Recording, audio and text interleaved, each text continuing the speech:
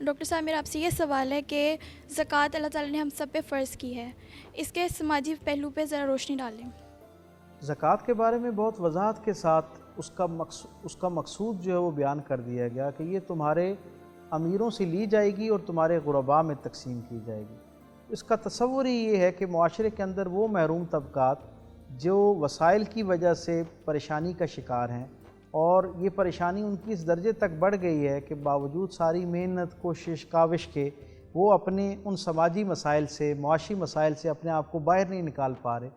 اس میں ان کی معاونت اور مدد کی جائے۔ یہ ایک ایسا خوبصورت عمل ہے جو معاشرے کے اندر وسائل کی کسی درجے پہ ایک برابری والی اور مساویانہ تقسیم کا ذریعہ اور وسیلہ بنتی ہے۔ آپ کو سن کے شاید یہ حیرت ہو کہ دنیا بھر میں ہر زمانے کے اندر انسانوں کو خط غربت سے باہر نکالنے کے لیے بہت ہوم ورک کیا گیا، محنت کی گئی، دنیا کی ساری فلاحی ریاستوں نے اس کے اوپر کوشش کی کہ کوئی ایسی صورت ہو جائے کہ بنیادی جو ضرورتیں ہیں وہ پورے معاشرے میں ایک جیسا ان کا جو ہے وہ سب کو اویلیبلٹی ہونی چاہیے۔ 2009 کے اندر ایک بین الاقوامی ادارے نے ایک سروے کروایا کہ اس وقت انسانوں کی تاریخ میں شاید سب سے زیادہ تعداد میں لوگ ایسے موجود ہیں جو خط غربت سے نیچے زندگی گزار رہے ہیں۔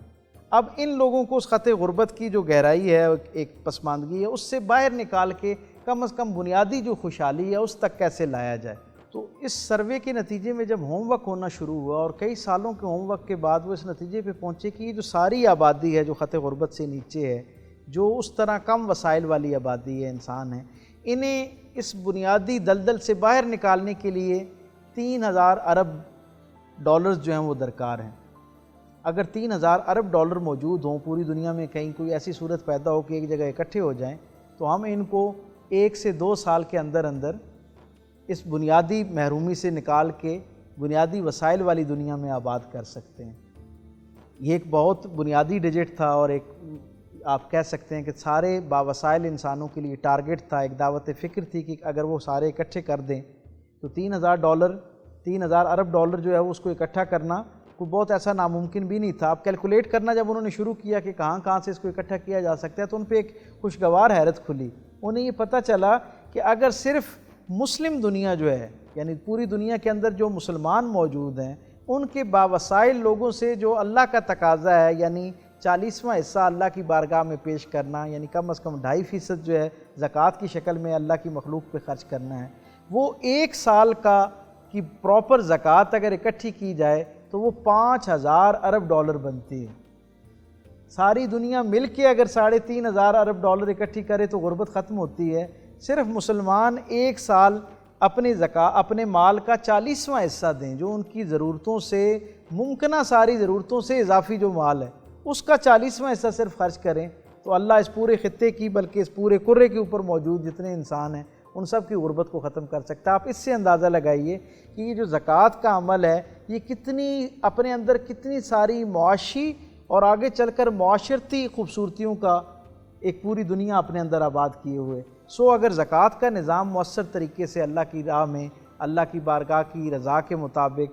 نافذ کر دیا جائے تو وہ معاشرہ کبھی بھی کسی درجے کے اوپر کم از کم معاشی حوالے سے مشکلات کا شکار نہیں ہو سکتا۔ اور تاریخ ہمیں بتاتی ہے، یہ صرف ایک مفروضہ نہیں ہے، یعنی آج کی جو کیلکولیشن اور ریسرچ ہے وہ تو میں نے آپ سے شیئر کی، اور ماضی میں اگر آپ دیکھیں تو اس کی اکلوتی مثال کہاں پہ ہے کہ جب انسان خوشحال تھے، اور خوشحالی کا کیا لیول تھا جب خلافت راشدہ کے دور میں زکوٰۃ کا ایک منظم مربوط نظام، مؤثر نظام صحیح معنوں میں اپنی پوری روح کے ساتھ کام کر رہا تھا، فنکشنل تھا۔ تو نتیجہ کیا تھا؟ پوری مملکت اسلامیہ میں لوگ زکوٰۃ لے کر گھوما کرتے تھے، سوچا کرتے تھے، پوچھا کرتے تھے کہ کوئی ایسا شخص ملے جو زکوٰۃ لینے کے لیے آواز بلند کرے۔ کئی دنوں تک، اور تاریخ بتاتی ہے بعض دفعہ کئی مہینوں تک لوگوں کو انتظار کرنا پڑتا تھا کہ کوئی ضرورت مند آئے اور اس کو دیا جائے۔ نتیجتاً پھر وہ مال اضافی طور پہ، کیونکہ ظاہری ضرورت مند باقی نہیں رہے تھے، معاشرہ اتنا خوشحال ہو چکا تھا کہ وہ پھر مال جو زکوٰۃ جو ہے وہ بیت المال میں جمع ہو جاتی تھی۔ بیت المال پھر وظائف کی شکل میں اور دلجوئی کی اور جو صورتیں ہو سکتی ہیں، آسانیوں کی اور جو صورتیں ہو سکتی ہیں، ان میں اس مال کو خرچ کرتے تھے۔ تو آپ اس سے اندازہ لگا لیجئے کہ صرف دین اسلام کا ایک پہلو جو ہے، اگر اس کو صحیح اس کی روح کے ساتھ نافذ کر دیا جائے، اس پہ عمل ہونا شروع ہو جائے، اور باقی دنیا کو چھوڑ دیں جو باقی نان مسلمز ہیں، صرف مسلمان ہی اس حصے کے اوپر جو اللہ کی طرف سے فرمان ہے اسے اپنی زندگی کا حصہ بنا لیں اس کی روح کے مطابق، تو پوری دنیا کے مسلمانوں کے مسائل تو الحمدللہ ختم ہو ہی جائیں گے، اس سے پوری دنیا کے مسائل جو ہیں وہ ختم کرنے میں مدد ملے گی، اور پھر انسان واقعتاً اس قرے کو اس طرح خوشحال اور آباد قرہ بنا سکے گا جو دنیا کے اس قرے کے اوپر پیدا ہونے والے ہر انسان کی آنکھ کا خواب ہے۔ سو ہمیں کوشش کرنی چاہیے کہ دین کو اس کی روح کے مطابق سمجھنے کی کوشش کریں، اور وہ دین اسلام جو زندگی کے باقی سارے پہلوؤں کے ساتھ ساتھ انسانی زندگی کے اندر جو معاشی معاملات ہیں ان کی بھی مسائل کو اتنی بہت باریکی کے ساتھ نہ صرف دیکھتا ہے بلکہ اس کا حل عطا کرتا ہے، ان خوبصورتیوں کو اپنی زندگی کے اندر آباد کرنے کی کوشش کرنی چاہیے تاکہ ہماری زندگیاں بھی اس سے معطر اور منور ہوں، اور ہم سے وابستہ ہمارے ارد گرد میں جو رہنے والے لوگ ہیں ان کی زندگیاں جو ہیں ان کے اندر بھی آسانیاں اور خوشحالیاں پیدا ہوں۔ اللہ تعالیٰ آپ کو اور مجھے دین کی صحیح فہم عطا فرمائے، اور پھر اس فہم کے ساتھ ساتھ اس خوبصورتی کو، اس نور کو اپنی زندگیوں کے اندر اپنے عمل میں ڈھالنے کی توفیق عطا فرمائے۔ آمین۔ بہت شکریہ ڈاکٹر صاحب۔ اسی کے ساتھ ہی ہمارے آج کے پروگرام کا وقت ختم ہوا چاہتا ہے۔ امید کرتی ہوں کہ آج کی اس نشست میں آپ زکوٰۃ کے ہر پہلو سے بہت اچھے سے واقف ہو چکے ہیں۔ اپنی میزبان سہیرا ساجد کو دیجیے اجازت، انشاءاللہ ملاقات ہوگی جستجو کی ایک نئی نشست کے ساتھ۔ اپنا بہت سا خیال رکھیے، دیکھتے رہیے ڈسکور اسلام، اور ہمیں اپنی قیمتی رائے سے آگاہ کرنا مت بھولیے گا۔ اللہ نگہبان۔